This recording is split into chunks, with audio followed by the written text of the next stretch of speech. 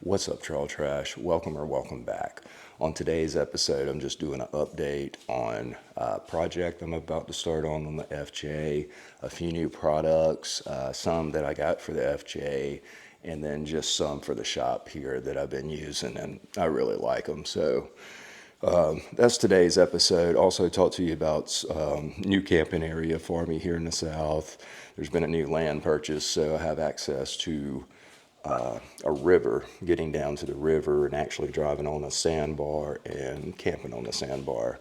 So really stoked about that. That changes up my camping area here and gives me a little more room to get out and explore. So really excited about that. If you're interested in any of this, check out the video. If you have any questions or comments, drop them below and I'll get to them. And I'll see you at the end of the video. Okay, so starting with is the prismatic powders. I had ordered two powders for powder coating. I've got a black semi-gloss and a bronze chrome. So the bronze chrome is what I'm going to use for my bolt-on spindles. And I don't know if you can see that very well, but that's kind of what it looks like, or that is what it looks like. It's not too shiny, but it's got a nice bronze to it.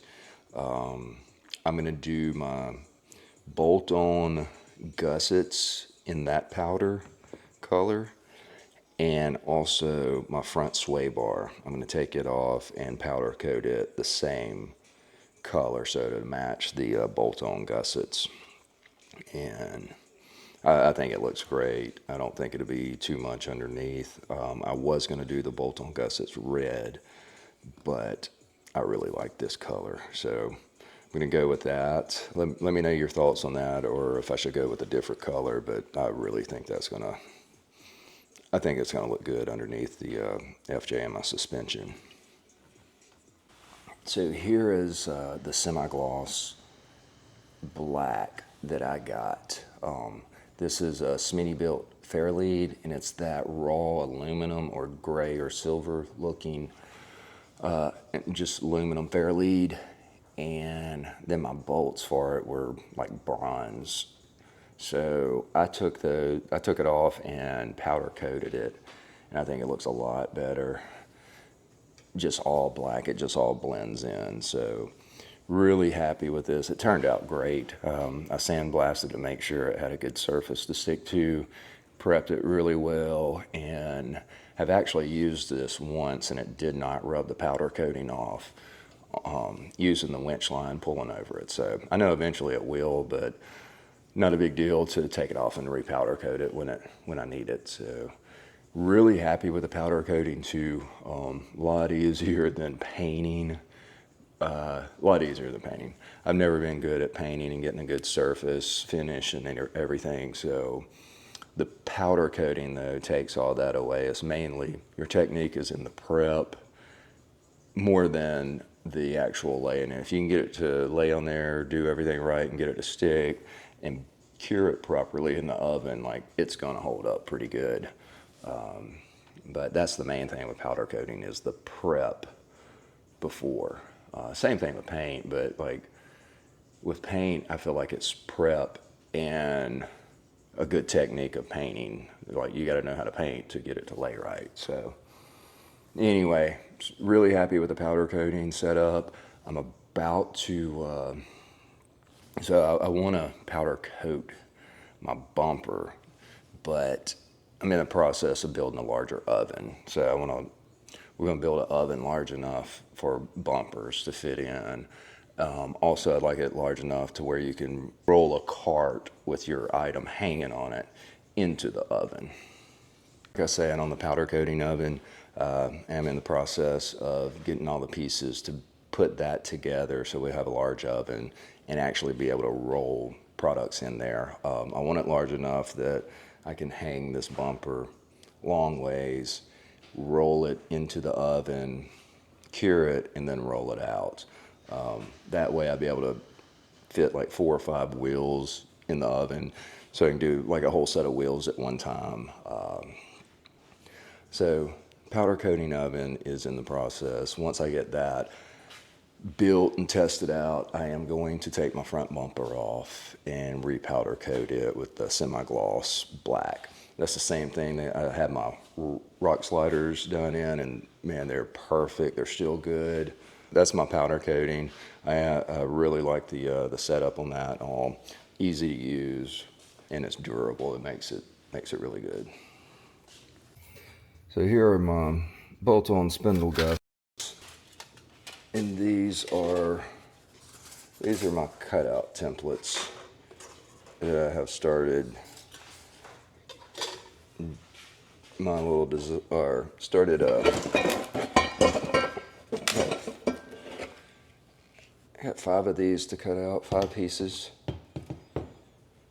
So this spindle gusset, this bolt-on gusset, it's made of 5 pieces. You got 1, 2, 3, 4, and then bracket, bracket, bracket. So 4 1/2-inch piece cutouts. I actually got 2 1/2-inch and 2 3/8-inch plate to cut. And then you have a tab there, and then a couple tabs here. Pretty simple. So what I did was trace it out with a grease pencil on real thin tin, just so I don't have to worry about water or anything if it gets wet. Same thing here. I got 2 holes I got to cut out for there. I've got a hole to cut out on this one right there, and then this is my other piece. So we're 1, 2, 3. I got one more piece somewhere.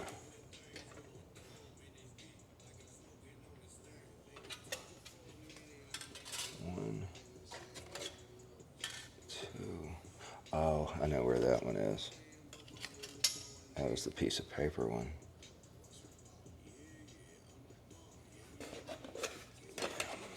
I got one more piece out in the truck. I've got to get this to Fusion 360 and start designing this for the CNC so I can cut it out, because I'm ready to get these fitted up and get them powder coated and on.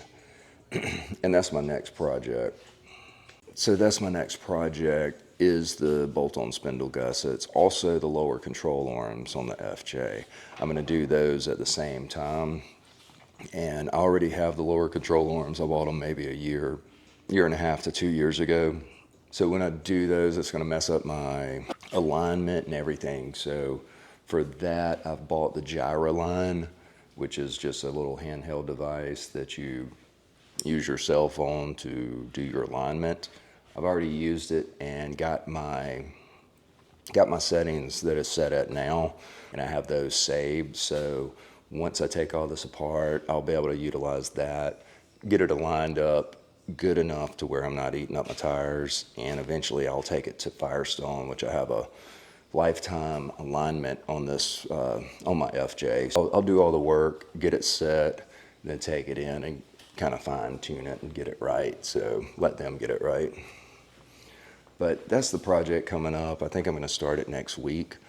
Probably start tearing it down next week. The following week, I think my wife's out of town for the weekend, so I'll probably finish it up on a Friday, Saturday, Sunday.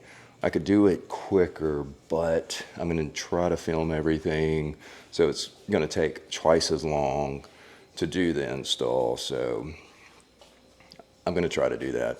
I get crazy sometimes, like halfway in, and I just start working and quit filming, but that's my intention. So that's what's coming up for the FJ. Hopefully I'll be able to put some good content out on it once I get into it, tear it apart, and try to film everything and talk about everything as I do it. So what else I got going on? Man, I think that's it. FJ's doing good. I did do some tuning on the transmission. It's been a crazy shift, shifting out of third or fourth. It was really crazy. I couldn't figure it out. I thought it was just dirty fluid. I changed all of that, still doing it. Only does it right when you drive it for the first I guess, warm-up period. So I was thinking it's something to do with the fluids or whatever, but come to find out, I did some tuning with my OBD2 computer setup that I have, and got into it and was able to get into the transmission and clear some fault codes that had trigger from a control module, just weird stuff. Anyway, I got all that stuff cleared out and drove it yesterday. No shift issues. So like it's really shifts better than it has in a long time. So pretty excited about that. Actually about to go out and drive it again just to make sure that it's still right. So I think the computer was just clogged up with some bad fault codes that needed to be cleared out. And once I did that and relearned the shifting procedure and everything in it, like it really helped out. So I'm super excited about that. So ordered a product from a company here in the States out of Las Vegas, or out of Nevada. It's Traverse Adventures. So what it is quick release mounts for awnings. So I got a set and I got it for my 270 awning. It's made out of aluminum and everything. Should be sturdy enough. Each one of them holds 110 pounds. So with two of them, I should be fine. This is, I think, 62 pounds. So should be good even in the wind. I don't think it'll break loose or anything. It's made of aluminum. So it's lightweight. And my plans is to put the quick release mounts on so I can take my awning on and off when I'm not using it. Now I did take my shower awning off because I wasn't using the shower on my camping adventures where I go. Here in the local area, man, I got plenty of woods. I really didn't need the privacy part of it. I have a little pop-up tent that really, it works great. It just folds up. Once you learn how to fold them up into a circle, they work great. But I've been using that and I really like it. Takes the weight off the FJ, but I do like the privacy tent with the swing out. Maybe if I'm going out of town or something in a different area I'm not sure of, yeah, I'll probably put it on and utilize it there. But before I do that, once I get these quick release mounts in, I'm also going to reverse engineer a set of those and use them for my shower tent. So I'm going to put those brackets on over there and I'll be able to take them on and off, like after each trip, just pull a pin, lift it off and store it. So really excited about that. They were supposed to be in Friday. They hadn't made it in. And that was the video I was going to do, is actually putting those on. So once those come in, I'll do a video on it and do the install. I'll try to film everything so you can see what I'm talking about. All right, y'all, that is it for this week's video. Just giving you an update on my FJ and my projects coming up for the FJ. So if you have any questions or comments, please drop them below and I'll get to them. If you're not subscribed to the channel, please do so. It really helps me out and lets me know to keep making this kind of content. So if you got anything out of this, give me a thumbs up, and until next time, stay trashy.